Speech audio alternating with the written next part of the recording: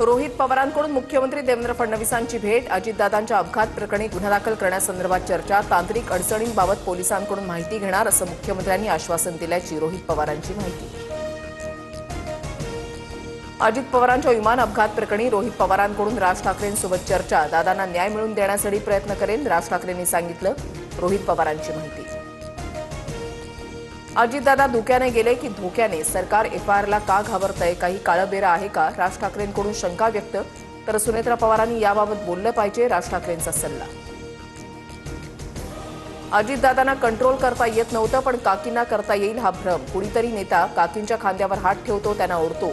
स्टेजवर असताना नीट वागा, महाराष्ट्र तुम्हाला बघतोय, रोहित पवारांनी नेत्यांना सुनावलं.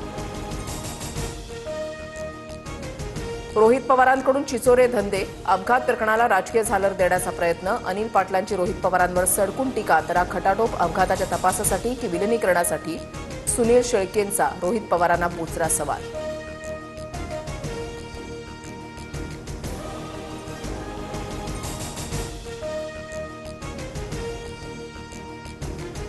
राज्यसभेच्या जागेसाठी मवियामध्ये रस्सीखेच, शरद पवारांपासून खैरे दानवेंपर्यंत अनेक जण इच्छुक. मवियाच्या रोटेशननुसार जागा आम्हालाच मिळायला हवी, आदित्य ठाकरेंचा दावा कायम. तर काँग्रेसकडून 4 ते 5 जण इच्छुक, वडेट्टीवारांची माहिती.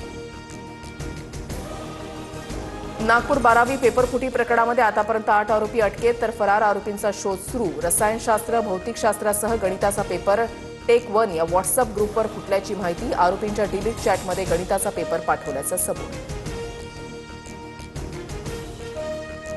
होळी सणानिमित्त मध्य रेल्वेकडून 6 अतिरिक्त विशेष रेल्वे चालवण्याचा निर्णय. पनवेल, रत्नागिरी आणि दिवा चिपळूण दरम्यान विशेष गाड्या धावणार.